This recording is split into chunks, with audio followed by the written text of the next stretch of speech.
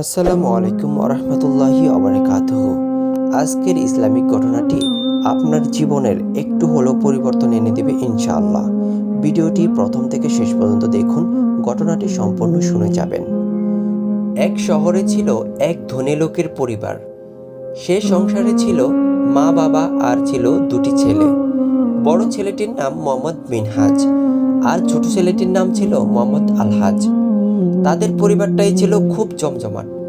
সব সময় অনুষ্ঠান, পার্টি, গান বাজনা, ব্যবসা নিয়ে ব্যস্ত থাকত। কিন্তু ছোট ছেলেটির এইসব কখনোই পছন্দ হতো না। ছোট থেকেই সে ছিল নীরব এবং স্কুলে যেতে বেশি একটা পছন্দ করতো না। মাদ্রাসা, মসজিদে যেতে খুব পছন্দ করত। সব সময় পায়জামা, পাঞ্জাবি, টুপি পরতে ভালোবাসতো। মসজিদে নামাজ পড়তে আরও বেশি ভালোবাসতো। তাই তার মা বাবা তার এই মাদ্রাসার প্রতি প্রবল আগ্রহ দেখে তাকে নিয়ে মাদ্রাসায় ভর্তি করলো। ধীরে ধীরে ছেলেটি মাদ্রাসায় পড়াশোনা করতে শুরু করলো।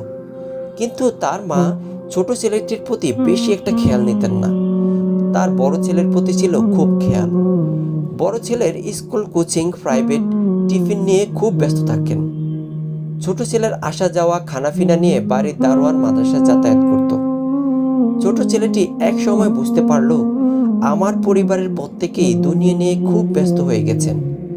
এক সময় যে আমাদের মরতে হবে, আল্লাহ পাকের কাছে যেতে হবে, হিসাব দিতে হবে, তা নিয়ে সে খুব ভাবত আর কাঁদত।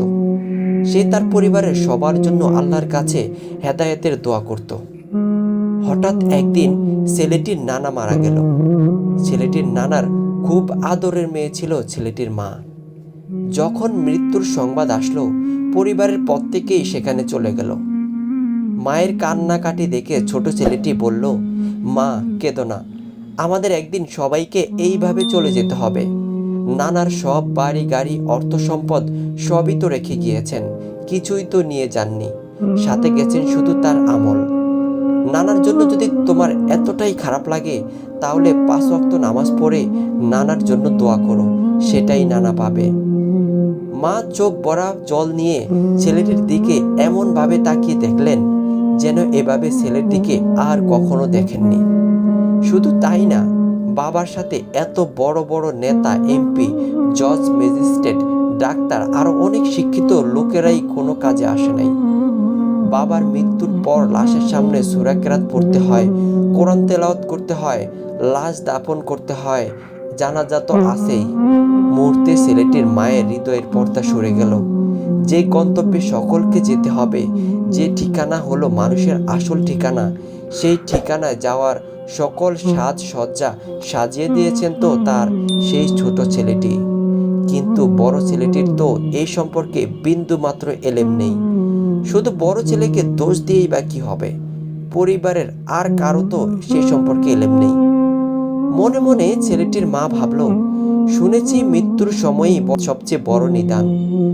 তিনি প্রতিদিন নানার কবরে ছোট ছেলেকে যেতে দেখেন, কবর জিয়ারত করতে দেখেন। মা বলতেন, বাবা কোথায় গিয়েছ? ছেলে বলতো, মা, নানার কবরে গিয়েছিলাম নানার জন্য দোয়া করতে, যাতে নানা আযাব থেকে মুক্ত থাকে। মা খুব খুশি হলেন আর মনে মনে বললেন, না, আমার ছেলে ভুল করেনি। আমার ছেলেই সঠিক পথ বেছে নিয়েছে, যা দুনিয়া ও আখিরাতে শান্তি আনবে। তারপর মাও নামাজ পড়তে লাগলো এবং তার পরিবারকেও দ্বীনের জন্য তাড়না দিতে লাগলো। ছোট ছেলে খুব খুশি হলো মায়ের এমন পরিবর্তন দেখে। আসুন আমরা আমাদের পরিবারের ছেলে মেয়েদেরকে মাদ্রাসায় পড়ার জন্য উৎসাহিত করি, 5 ওয়াক্ত নামাজ পড়ি।